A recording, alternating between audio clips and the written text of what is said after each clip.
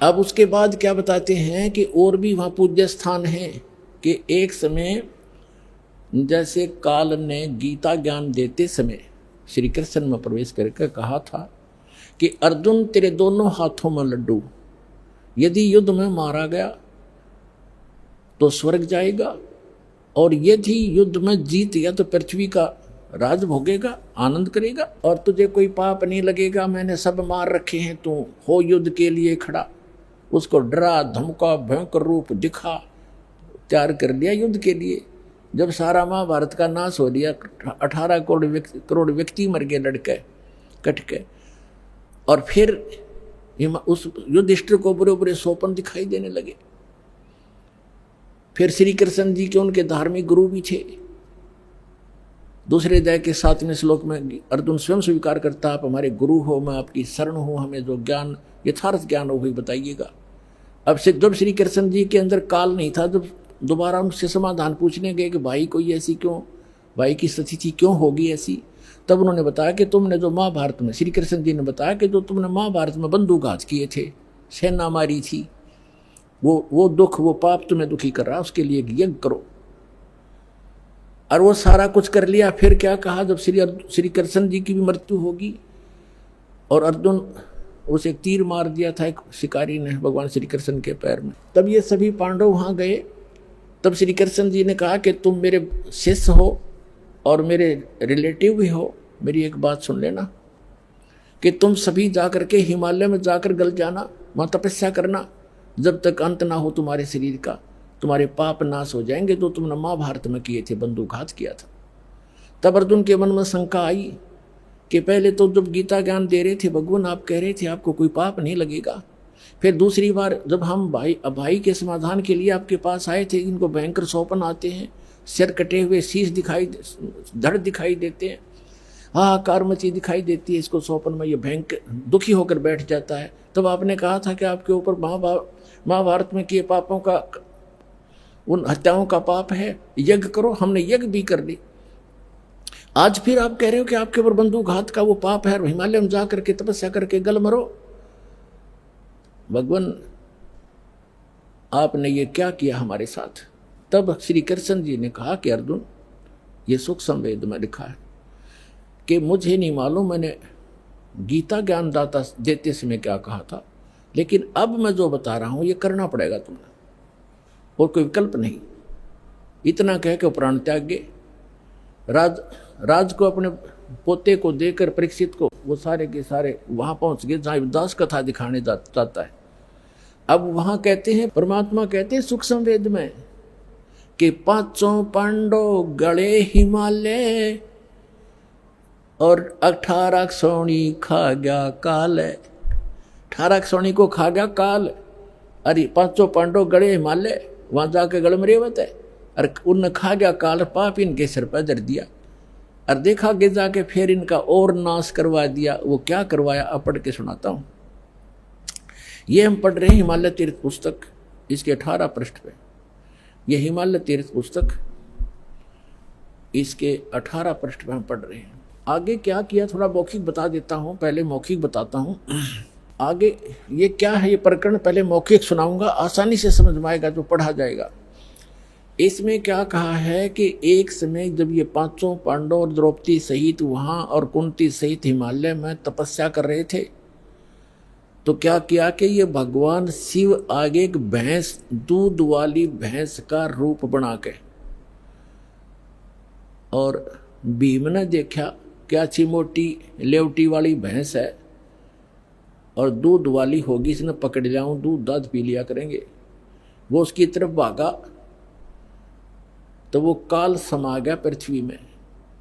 समाते समाते उसका back portion रह गया, पिछला हिस्सा, कहते बली महाबली भीम ने पकड़ लिया नो चक्कस जबरदस्त, और गाड़ दिए पंजे, बोला वही रुक गया वो, फिर वो पत्थर का बन गया। आकाशवाणी हुई कि इसकी पूजा किया करो। बता, भैंस के टट्टी पेशाब के पोर्शन की पूजा ला दिए फिर वह तरह के जो। अब दिखाता हूं आपको, ये देखिएगा, ये हिमालय तीर्थ पुस्तक हम पढ़ रहे हैं,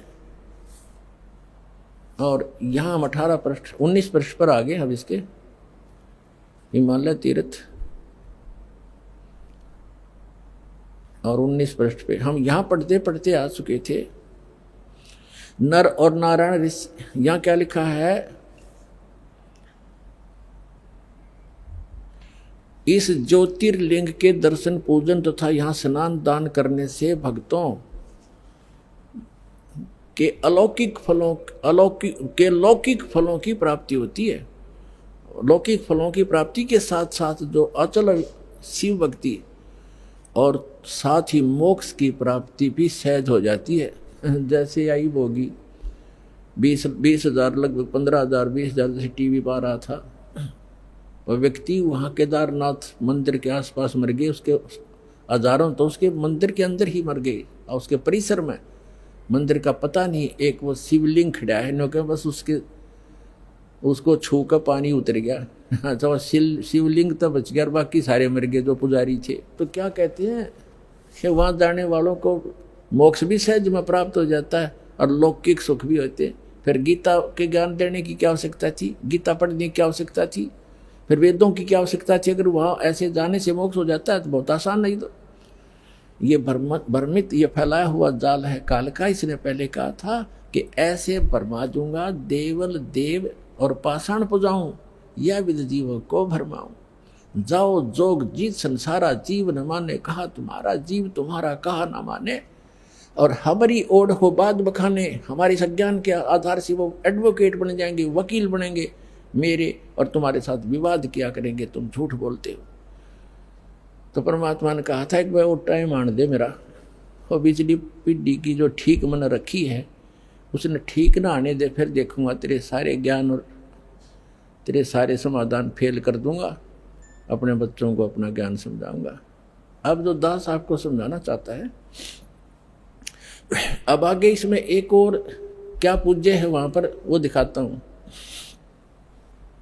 ये देखिएगा हिमालय तीर्थ 19 पृष्ठ पे हम पुस्तक पे आ गए हैं। ये क्या बताते हैं, इसी प्रसंग में पुराणों में एक कथा आती है, हम यहां फिर से पढ़ते हैं। तत्पश्चात महाभारत काल में पांडवों द्वारा गोत्र हत्या अर्थात महाभारत युद्ध में अपने भाई बंधुओं आदि की हत्या के पाप से मुक्ति हेतु यहाँ पर देवादिदेव महादेव की आराधना की पांडवों द्वारा की गई। इसी प्रसंग में पुराणों में एक कथा आती है। भगवान वेदव्यास जी की आज्ञा से पांडव केदार क्षेत्र में आए। भगवान महिष यानी भैंस का रूप धारण करके केदार अंचल में घूमन फिरन लग गया, विचरण करने लगे। भीम ने भगवान शिव को मायावी महिष के रूप में पहचान लिया। अब ये तो लेखक की अपनी चतुरता है, उसने तन्नू देखा था कि अच्छा मोटा लेवा है और दूध बढ़िया देगी, इसने पकड़ दिया भाग के। वो गया था भैंस पकड़न और वो बन गया उसके सिर का दर्द। ये देखो रूप में भगवान शिव को, भीम ने भगवान शिव को मायावी महिष भैंस के रूप में पहचान लिया। वे ऐसा जानकर भगवान शिव महिष रूप में पृथ्वी में समा ही रहे थे कि महाबली भीम ने दौड़कर उनका पिछला भाग पकड़ दिया। पांडवों की भक्ति से एवं विश्वास को देखकर भगवान शिव ने उन्हें साक्षात दर्शन दिए। आ गया काल प्रगट हो गया फिर। और गोत्र हत्या गुरु हत्या पाप के फलस्वरूप प्रायश्चित के रूप में भीम द्वारा पकड़े गए पृष्ठभाग की पूजा अर्चना का आदेश देकर वहां से अंतर्ध्यान हो गए। पृष्ठभाग ने शिला रूप धारण किया, पत्थर बन गई। फिर वो पिछला भाग जो पांडवों द्वारा पूजित हुआ वह तब से आज तक पूजित है। पुण्यात्मा देखो, अब ये है वो एक केदार उन्मत यो भी है जो भैंस की पिछला टिट्टी पेशाब का पोर्शन बाकी रह गया, वो पत्थर बन गया। और काल आ गया शिव रूप धारण करके और कहा कि इसने पूजा करियो थारे सारे पाप कट जाएंगे। ये कट गए पाप, वहाँ हो गया नाश। ऐसा दुख हो रहा है दास को।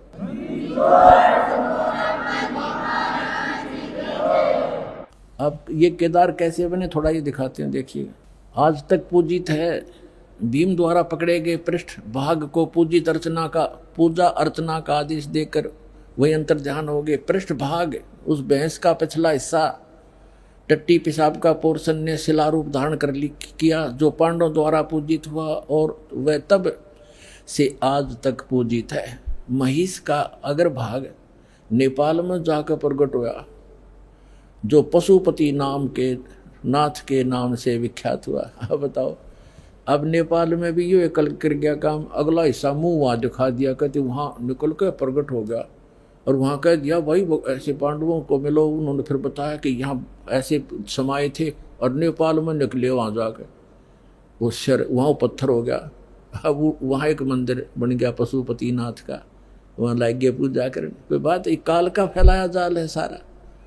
नेपाल के अंदर जो जाते हैं श्रद्धालु पूजने के लिए, ये भी वही काल का जाल है। आगे देखो, वो पशुपति नाथ से विख्यात हुआ नेपाल में। फिर क्या बताते हैं, भैंस के अन्य 4 भाग क्रम से तुंगनाथ में बाहु, रुद्रनाथ में मुख और मध्य महेश्वर में नाभि, कल्पेश्वर में जटा।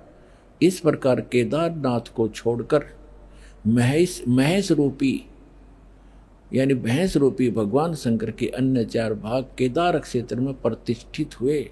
केदारनाथ सहित ये स्थान 5 केदार नाम से विख्यात हुए। ओए होए होए होए, ये पर भी लेन जात है दुनिया, हमरा ज्ञान किने ना सुनिया। पुण्यात्माओं, इस काल के जाल को समझो और इस सतलोक आश्रम बरवाला में आओ और अपना कल्याण करवाओ। इस पृथ्वी पर यदि एकमात्र स्थान है परमात्मा कबीर जी द्वारा चलाया हुआ यथार्थ ज्ञान अपने बच्चों के लिए, इसको पहचानो।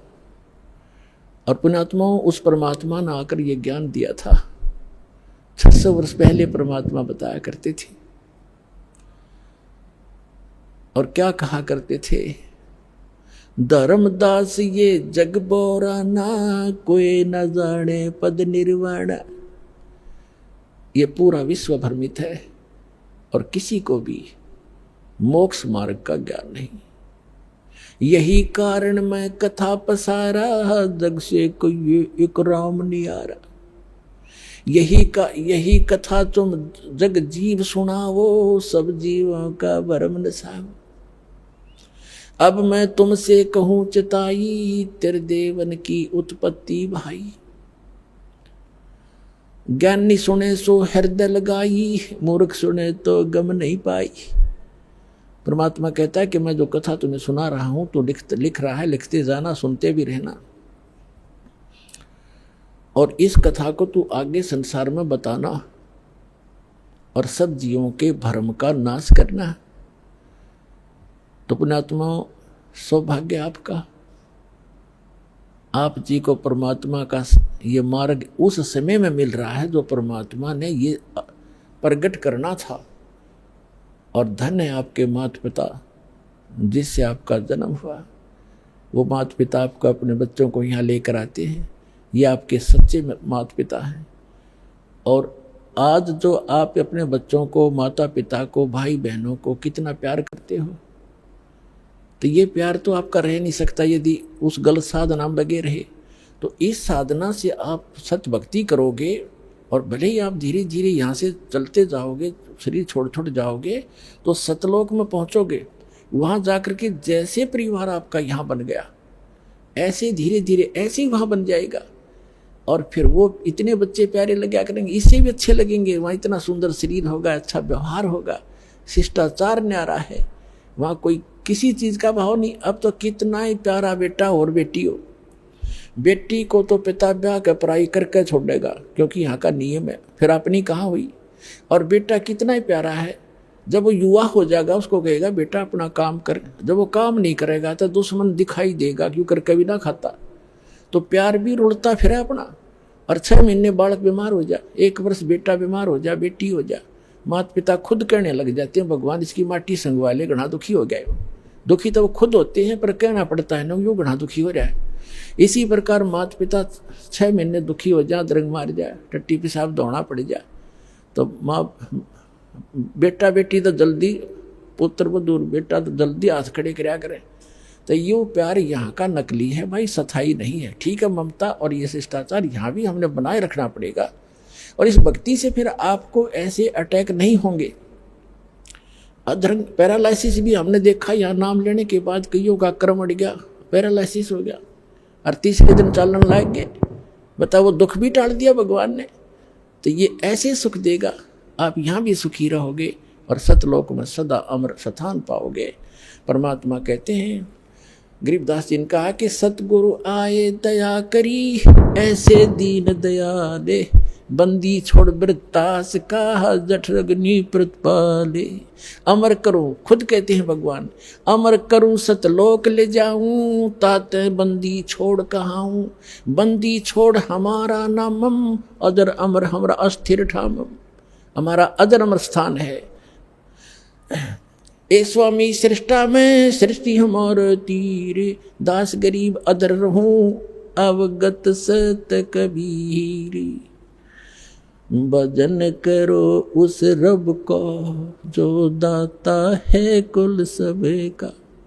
उस परमात्मा की भक्ति करो पुण्यात्माओं, और समझा है तो सिर धर पाओ, बहुर नहीं रे ऐसा दाव। बोलो सतगुरुदेव।